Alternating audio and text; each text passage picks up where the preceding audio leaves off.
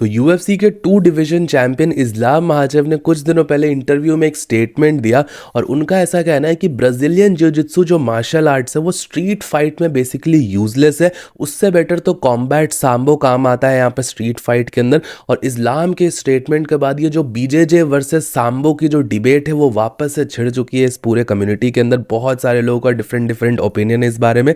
तो इस वीडियो के अंदर मैं आप सबको बताऊंगा कि एक्चुअली क्या ब्राजीलियन जिu-जित्सु इफेक्टिव है स्ट्रीट फाइट में। अगर आप फंसते हो तो कौन से मार्शल आर्ट्स को आप यूज़ करके यहाँ पर बच सकते हो, स्ट्रीट फाइट एक्चुअली होती क्या है उसके बारे में बहुत डिटेल में इस वीडियो के अंदर बात करेंगे।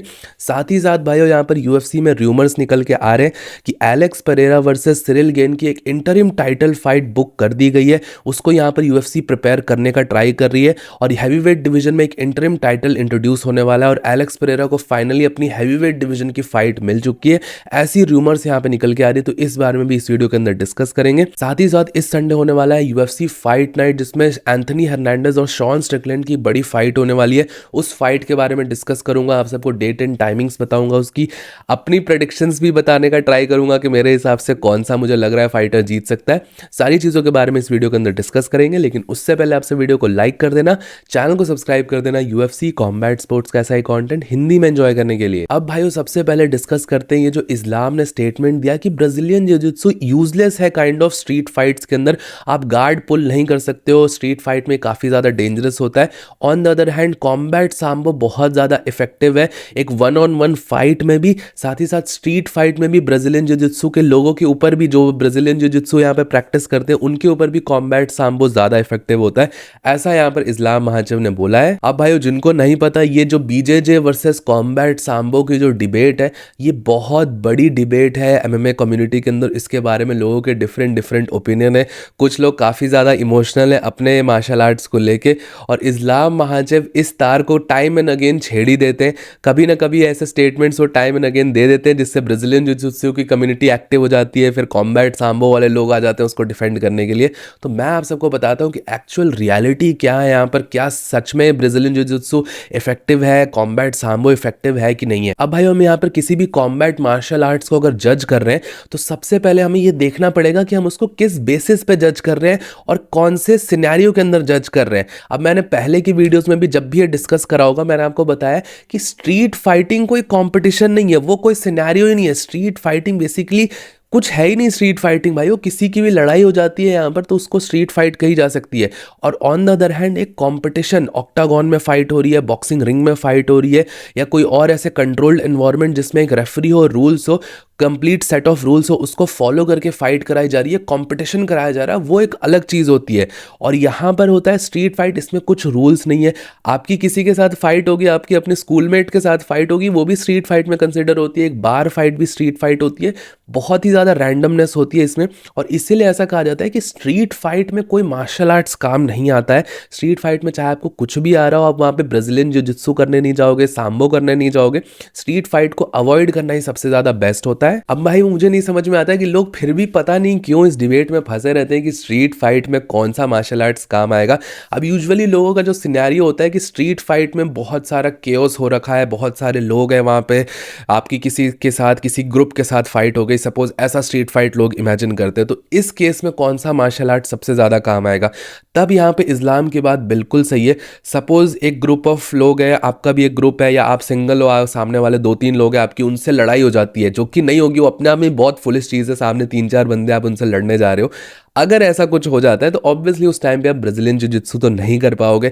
आप या गार्ड पुल करने जाओगे तो 3-4 लोग आके आपके ऊपर अटैक कर देंगे, वो चीज़ तो बिल्कुल ही यहाँ पर सही नहीं है। तो ऐसे किसी सिनेरियो में जहाँ पे ढेर सारे लोग हैं, आपकी सिचुएशन एस्केलेट हो जाती है, तो उस टाइम पे मुझे ऐसा लगता है सांबो भी नहीं करने जाओगे आप, उस टाइम पे रेसलिंग भी नहीं करने जाओगे। मुझे ऐसा लगता है बॉक्सिंग प्लस स्प्रिंटिंग का कॉम्बो बहुत ज़्यादा बेटर रहेगा इस सिचुएशन में, अगर आप कभी फंसते हो तो। क्योंकि भाइयों आपको चाहे कुछ भी आ रहा हो, आप चाहे कितने बड़े भी चैंपियन हो, आप बॉक्सिंग आती हो, रेसलिंग आती हो, सांबो आता हो, बीजेजे आता हो, लेकिन अगर आप आउट नंबर्ड हो, 2 या 3 बंदे भी हैं आपके साथ, तो आपके बहुत ज़्यादा चांसेस है कि आपके ऊपर वो हावी हो जाएंगे, आपको अटैक कर देंगे। आप 1-2 सेकंड, 10 सेकंड, 15 सेकंड टिक जाओगे, बट अल्टीमेटली यहाँ पर जो नंबर्स एडवांटेज वो आपके ऊपर आएगा।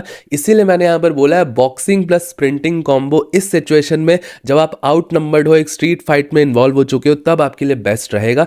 2-3 घूसे मारो और वहां से भागने का ट्राई करो और उस सिचुएशन से दूर हो जाओ, जितने ज्यादा से ज्यादा यहाँ पर आपके लिए बेटर होगा वो। और उससे भी बेटर होगा भाइयों कि हम सब अपनी ईगो को साइड में रख के ऐसे सिचुएशन में फंसे ही ना, सिचुएशन को एस्केलेट होने ही ना दे। क्योंकि कॉम्बैट स्पोर्ट सीख लेना या एमएमए भी सीख लेना आपको कहीं ना कहीं ये वारंट नहीं करता है कि आप किसी से भी फाइट कर सकते हो और उसको फाइट में हरा सकते हो, किसी के ऊपर भी ऐसे ये दिखा सकते हो कि मैंने कॉम्बैट स्पोर्ट सीखा है तो मैं किसी को भी हरा सकता हूँ। ये बहुत गलत थिंकिंग और बहुत ज्यादा प्रॉब्लम्स में आपको फंसा सकती है। अब रही बात भाइयों की जो मैंने दूसरा सिनेरियो बताया कि एक 1-on-1 कंपटीशन है या कोई सेट ऑफ रूल्स है, उसके अंदर आपकी फाइट कराई जा रही है। अब किसी के साथ आपकी 1-on-1 फाइट हो जाती है सपोज, और एक सेट ऑफ रूल्स है कि हाँ आप लो ब्लोज नहीं मारोगे, वेपन्स इन्वॉल्व नहीं है, उसमें कौन सा मार्शल आर्ट सबसे ज्यादा एक्सेल करेगा? अब इसमें डेफिनेटली भाइयों सामो अपनी इफेक्टिवनेस पे आता है। ब्राजीलियन जिजित्सु को हम बिल्कुल भी यूजलेस यहाँ पर नहीं कह सकते। मुझे लगता है कि ब्राजीलियन जिजित्सु बहुत ज्यादा इफेक्टिव, और जब ऐसे रूल सेट्स होते हैं इन्वॉल्व जिसमें वेपन्स लो ब्लोज नहीं इन्वॉल्व है, तब भाई मुझे ऐसा लगता है कि ब्राजीलियन जिजित्सु सबसे ज्यादा शाइन करता है। और 1-on-1 सिनेरियो में वो बहुत ज्यादा डेंजरस हो जाता है, क्योंकि भाई अगर इस सिनेरियो में आप किसी ब्राजीलियन जिजित्सु के फाइटर के साथ यहाँ पर पेयर्ड हो और अगर उसने आपको टेक डाउन कर लिया और किसी लॉक वगैरह में फंसा लिया ग्राउंड के ऊपर, तो कोई ना कोई जॉइंट यहाँ पर खुलना तय है। और अगर आपको खुद ब्राजीलियन जिजित्सु नहीं आ पाएगा, वो लॉक्स वगैरह को डिफेंड नहीं कर पाओगे, तो डेफिनेटली काफी ज्यादा डैमेज हो सकता है और अल्टीमेटली टैप ही करना पड़ता है। अब भाई जो यहाँ पर क्रिटिसिज्म ब्राजीलियन जिजित्सु के फाइटर्स का ये होता है कि वो गार्ड पुल करते हैं, फाइट हमेशा ग्राउंड पे स्टार्ट करते हैं वो इसी तरीके से, रियल में ऐसा कुछ नहीं होता। तो ये क्रिटिसिज्म बहुत ज्यादा सही है। रिसेंटली ब्राजीलियन जिजित्सु के जो फाइटर्स होते हैं वो ग्राउंड पे फाइट करते हैं, गार्ड पुल करते हैं, लेग्स के थ्रू अप्रोच करते हैं, वो चीज है। लेकिन भाइयों जो ब्राजीलियन जिजित्सु की एक्चुअल वीकनेस है वो यही होती है कि जो बीजेजे फाइटर्स होते हैं वो टेक डाउन्स इनिशिएट नहीं कर पाते, उनके टेक डाउन्स थोड़े वीक होते हैं। लेकिन भाइयों मुझे ऐसा लगता है कि किसी भी बीजेजे फाइटर ने अगर अच्छे टेक डाउन्स डेवलप कर लिए तो वो बहुत ज्यादा डेंजरस हो जाता है एक 1v1 रूल सेट्स वाले कॉम्बैट में। क्योंकि भाई उस टाइम पे बॉक्सिंग नहीं चलेगी, वो 1-2 पंचेस डिफेंड करेगा, सिंगल लेग वगैरह लेगा, आपको टेक डाउन करेगा और उसके बाद आपके ऊपर लॉक्स वगैरह लगा देगा। Same goes for wrestler. अगर एक बीजेजे फाइटर एक रेसलर से फाइट कर रहा था, रेसलर उसको टेक डाउन कर पाएगा, उसको स्लैम कर देगा। और इतने ज्यादा रगेड बीजेजे के फाइटर्स ऑलरेडी होते हैं कि एक आधा स्लैम तो बर्दाश्त कर लेंगे। और ग्राउंड पे तो ब्राजीलियन जिजित्सु फाइटर्स अपने आप में ही बहुत ज्यादा फ्लरिश करते हैं। रेसलर्स कहीं ना कहीं होपलेस हो जाते हैं ग्राउंड पे। रेसलर्स को ग्रैपलिंग सीखनी पड़ती है और ग्रैपलिंग सीखने में बहुत ज्यादा टाइम लगता है, वो मसल मेमोरी बिल्ड करने में बहुत ज्यादा टाइम लगता है। इसलिए हमने देखा है जो ट्रेडिशनल रेसलर्स होते हैं वो बहुत ज्यादा अच्छा नहीं करते हैं यहाँ पर एमएमए के अंदर। अब लोग यहाँ पे कंफ्यूज करेंगे, हबीब तो रेसलिंग करता है, इस्लाम रेसलिंग करता है। इस्लाम हबीब वगैरह रेसलिंग के साथ साथ ग्रैपलिंग को भी इन्फ्यूज करते हैं, सबमिशंस वगैरह की तरफ भी जाते हैं, इसलिए वो इतने ज्यादा सक्सेसफुल हुए हैं। बाकी भाइयों आप सबका इस बारे में क्या सोचना है, आप सब मुझे नीचे कमेंट सेक्शन में जरूर बताना। बहुत लंबा यहाँ पे डिस्कशन इस बारे में हो गया होगा, आपका यहाँ पर व्यू पॉइंट अलग हो सकता है, कुछ मेरा व्यू पॉइंट अलग है। जरूर से इसके बारे में मुझे डिटेल में बताइएगा आप सबका क्या सोचना है कमेंट सेक्शन में। अब भाइयों बात करते हैं इस हफ्ते होने वाली जो यूएफसी फाइट नाइट इवेंट है, Sean Strickland versus Anthony Hernandez की। एक बहुत बड़ी फाइट है मिडिल वेट डिवीजन में। शॉन स्ट्रिकलैंड ऑलमोस्ट 1 साल बाद कमबैक करने वाला है, जब लास्ट टाइम उसका ड्रीकस डुप्लेसिस ने नाक तोड़ा था अपनी रीमैच फाइट में। उसके बाद से अब यहाँ पे शॉन स्ट्रिकलैंड फाइट कर रहा है। ऑलरेडी फाइट वीक के अंदर उसने बहुत सारी उल्टी सीधी चीजें बोल दी है, वुमेन को लेकर रेसिस्ट रिमार्क्स दे दिए। Typical Sean Strickland fight week चल रहा है। एंथोनी हर्नांडेज रिसेंट टाइम एक बहुत बड़ा कंटेंडर माना जा रहा है मिडिल वेट डिवीजन का। रिसेंट टाइम्स में उसने अच्छी खासी विक्ट्रीज वगैरह भी स्कोर करी है, रोमन डोलिड्जे वगैरह को हराया है। तो मिडिल वेट डिवीजन की एक अच्छी खासी फाइट है। रही बात भाइयों इस इवेंट की टाइमिंग की, तो ये इवेंट संडे को 22 फरवरी सुबह 7:30 बजे से इंडियन स्टैंडर्ड टाइम पे स्टार्ट हो जाएगा। और कैसे देखना है, कहाँ पे देखना है, मैंने बहुत बार बताया, सोने लिव सबसे बेस्ट मेथड है। एक सब्सक्रिप्शन फी आपको देनी पड़ेगी, वो लेके आप यहाँ पे बहुत ईजिली इंजॉय कर सकते हो। बाकी सारे मेथड्स काफी ज्यादा अनरिलायबल होते हैं। टीवी पे सोनी 10 चैनल्स पे देख सकते हो। और बाकी भाइयों जिनको ज्यादा दिक्कत होगी, आप सब प्लीज मेरे टेलीग्राम चैनल पे जरूर से ज्वाइन कर लेना। मैं अपने टेलीग्राम चैनल पे आप सबके सारे डाउट्स दूर कर दूंगा। साथ ही साथ मेरे हिसाब से कौन से फाइटर्स जीतने वाले इस इवेंट का प्रेडिक्शन तो भाइयों मैं अपने टेलीग्राम पर ही दूंगा, क्योंकि रिसेंट टाइम में थोड़ा ट्रैक रिकॉर्ड खराब चल रहा है। तो जरूर से मैं अपने टेलीग्राम चैनल पे सारे अपडेट्स दे दूंगा प्रेडिक्शन से रिगार्डिंग कैसे देखना है इस इवेंट को, कहाँ पे प्रेडिक्शंस करनी है, सारी चीजें मैं आप सबको बता दूंगा टेलीग्राम चैनल के ऊपर, और उसका लिंक आप सबको नीचे पिन कमेंट्स में मिल जाएगा। अब भाइयों बात करते हैं अपने हैवीवेट डिवीजन के बारे में। ऑब्वियसली जो करंटली जो हैवीवेट चैंपियन है टॉम एस्पिनल, वो इंजर्ड है आई पोक के कारण, और उसका रिसेंटली कमबैक से रिलेटेड कोई भी यहाँ पर अपडेट नहीं है कि कब तक वो कमबैक कर पाएगा। तो एक र्यूमर यहाँ पर निकल के चल रही है और ये खुद एलेक्स पेरेरा ने फैलाई है। कुछ दिनों पहले उन्होंने एक पोस्ट डाला था जिसमें उन्होंने 1 2 3 और पोर्टुगीज में ही कुछ यहाँ पर लिख रखा था, और इससे लोगों ने ये कनेक्ट कर लिया कि शायद एलेक्स पेरेरा को यहाँ पर एक हैवीवेट टाइटल फाइट ऑफर कर दी गई है। एलेक्स पेरेरा ने रिसेंटली यहाँ पर एक वीडियो भी डाला जिसमें उनका वेट ऑलमोस्ट 243 पाउंड्स तक पहुंच चुका है, और ये वही वेट है जिसमें जॉन जोन्स ने लास्ट टाइम फाइट करी थी। टॉम एस्पिनल का वेट भी इसी के अराउंड होता है, 250 245 के अराउंड। तो आप समझ सकते हो एलेक्स पेरेरा ने प्रॉपर बल्क कर लिया है यहाँ पर हैवीवेट का। और ऐसा यहाँ पर र्यूमर निकल के आ रही है कि क्योंकि टॉम एस्पिनल यहाँ पे फाइट नहीं करने वाला है और वो ऐसे लंबे टाइम के लिए बाहर जा चुका है, तो यूएफसी एक इंटरिम टाइटल भी इंट्रोड्यूस कर सकती है।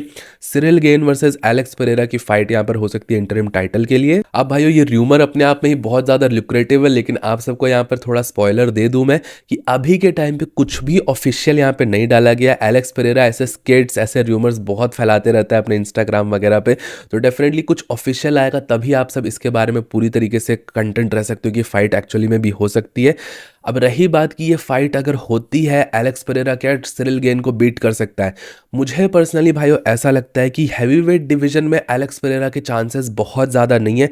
टॉम एस्पिनल जैसा फाइटर या कोई और फाइटर जैसे जॉन जोन्स है वो एलेक्स पेरेरा को इजीली ओवरपावर कर सकता है, क्योंकि वो रेसलिंग वगैरह कर सकता है। टॉम एस्पिनल ने तो इंटरव्यू में भी बोला था कि अगर एलेक्स पेरेरा से फाइट होगी वो सबसे ईजिली उसको यहाँ पर सीधा टेक डाउन करेगा और वहाँ पे समिट वगैरह करने का ट्राई करेगा। जॉन जोन्स में सिमिलर स्ट्रैटेजी अप्लाई कर सकता है, बट सिरिल गेन एक बहुत अच्छा मुझे लगता है स्टाइलिस्टिकली सबसे विनेबल फाइट मुझे ऐसा लगता है सिरिल गेन के अगेंस्ट हो सकती है, क्योंकि सिरिल गेन स्ट्राइकिंग करेगा। सिरिल गेन यहाँ पर ज्यादा सामने से टेक डाउन वगैरह इनिशिएट करेगा नहीं, और एलेक्स पेरेरा का भी स्ट्राइकिंग गेम ही सबसे ज्यादा सॉलिड है। अब मैं ये नहीं कह रहा कि एलेक्स पेरेरा सिरिल गेन को भी हरा देगा स्ट्राइकिंग में, ऐसा नहीं कह रहा। मैं ये कह रहा हूँ कि एलेक्स पेरेरा के अगेंस्ट सिरिल गेन रेसलिंग वगैरह इन्वॉल्व नहीं करेगा ज्यादा, तो एलेक्स पेरेरा के चांसेस सबसे ज्यादा सिरिल गेन के अगेंस्ट ही होंगे। और अगर ये सारी चीजें सही होती है तो भाइयों Alex Pereira first UFC fighter होगा जो 3 वेट डिविजन्स में टाइटल के लिए फाइट करने वाला होगा, जो कि अपने आप में बहुत ज्यादा क्रेजी है। 2 वेट डिविजन्स को भी एक नया बेंचमार्क सेट कर देगा 3 वेट डिविजन्स का एलेक्स पेरेरा। बाकी भाइयों फिलहाल के लिए तो इसके बारे में कोई भी ऑफिशियल अपडेट नहीं है, इसको हम यहाँ पर पूरी तरीके से मॉनिटर करते रहेंगे अपने चैनल पे। कुछ भी नई अपडेट आएगी तो मैं आप सबको अपडेट कर दूंगा। बाकी भाइयों इस बारे में आप सबका क्या ओपिनियन है, आप सब मुझे नीचे कमेंट सेक्शन में जरूर बताइएगा। टिल देन वीडियो पसंद आया हो तो प्लीज वीडियो को लाइक, चैनल को सब्सक्राइब कर दीजिएगा। मिलता हूं आप सबको नेक्स्ट वीडियो में अगले अपडेट के साथ। Bye bye.